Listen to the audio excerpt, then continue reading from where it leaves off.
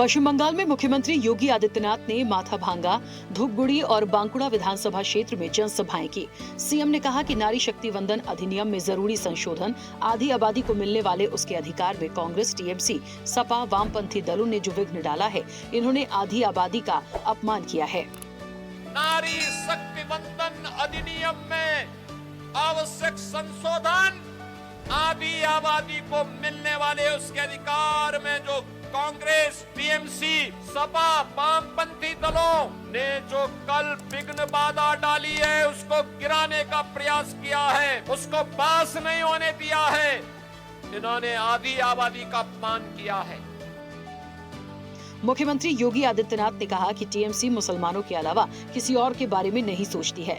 TMC Durga Puja और विसर्जन के दौरान अनुमति नहीं देती है, गौ हत्या करवाती है, लगातार प्रताड़ित करवाती है, आपके हक पर भी डकैती डलवाती है।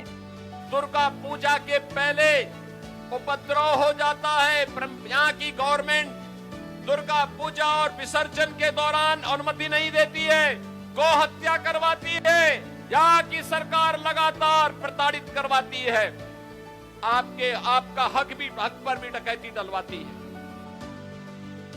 मुख्यमंत्री योगी आदित्यनाथ ने कहा कि पश्चिम बंगाल को घुसपैठियों की धरती नहीं, मां काली, मां दुर्गा, मां सिद्धेश्वरी की धरती के रूप में स्थापित करना है, तो डबल इंजन की भाजपा सरकार बनाना है। बंगाल के पास अंतिम अवसर है, गौ माता को कटने नहीं देंगे, हिंदुओं को बंटने नहीं देंगे। याद रखना, माँ का सपना तब साकार होगा। हमें बंगाल की धरती को घुसपैठियों की धरती नहीं, माँ काली, माँ दुर्गा और माँ सिद्धेश्वरी की धरती के रूप में यह स्थापित करना होगा। और इसके लिए डबल इंजन सरकार आपके पास है। डबल इंजन सरकार यह करके दिखाती है। हमने तो किया है यूपी में। मुख्यमंत्री योगी आदित्यनाथ ने कहा कि बंगाल फिर से उत्सव भूमि बनेगा, विकास के पथ पर आगे बढ़ेगा। जिस बंगाल ने पूरे देश को राष्ट्रवाद और अध्यात्म की राह दिखाई, उस बंगाल को टीएमसी की तुष्टीकरण की राजनीति ने बर्बाद करके रख दिया है। धूपगुड़ी विधानसभा क्षेत्र की जनता का अपार जन समर्थन स्पष्ट संदेश दे रहा है कि अब यहाँ केवल विकास और सुशासन का कमल खिलेगा। ये पावन धरा, जिसके बारे में कहा जाता है कि यह स्वाभाविक रूप से भारत की आस्था, भारत की लोक कला, वीरों के शौर्य और परिश्रमी अन्नदाता किसानों के परिश्रम की भूमि के रूप में कोच बिहार ने भारत की धरती पर अपनी एक पहचान बनाई है।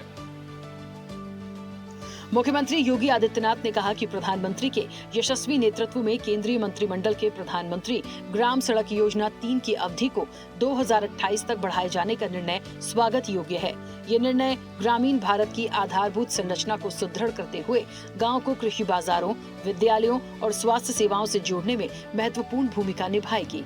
इससे ग्रामीण अर्थव्यवस्था को नई गति मिलेगी, किसानों की आय में वृद्धि होगी और समावेशी विकास को मजबूती प्राप्त होगी। विकसित भारत 2047 के संकल्प को नई गति और शक्ति प्रदान करते हुए इस कल्याणकारी निर्णय के लिए हार्दिक आभार। मुख्यमंत्री योगी आदित्यनाथ ने कहा कि केंद्रीय कैबिनेट का केंद्रीय कर्मचारियों का महंगाई भत्ता और पेंशन भोगियों के लिए महंगाई राहत में 2% की अतिरिक्त वृद्धि को दी गई स्वीकृति अभिनंदनीय है। 1 जनवरी 2026 से प्रभावी होने वाला ये निर्णय देश के लगभग 50.46 लाख कर्मचारियों और 68.27 लाख पेंशन भोगियों को आर्थिक संबल प्रदान कर उनके जीवन को और अधिक सुगम बनाएगा। मुख्यमंत्री योगी आदित्यनाथ ने सिख धर्म के दूसरे गुरु महान संत गुरु श्री अंगद देव महाराज के पावन प्रकाश पर्व पर कोटि कोटि नमन कर सिख बंधुओं, श्रद्धालुओं और प्रदेशवासियों को हार्दिक बधाई दी है। सीएम ने कहा कि उनका त्यागमय जीवन सेवा, समर्पण और समानता का अनुपम उदाहरण है। उन्होंने गुरुमुखी लिपि के विकास के माध्यम से ज्ञान को जन जन तक पहुंचाया और लंगर परंपरा को सशक्त बनाकर समाज में सहभोज के माध्यम से समानता का संस्कार स्थापित किया। उनकी वाणी और शिक्षाएं हमें सदैव सत्य, विनम्रता और मानवता के मार्ग पर चलने की प्रेरणा देती हैं।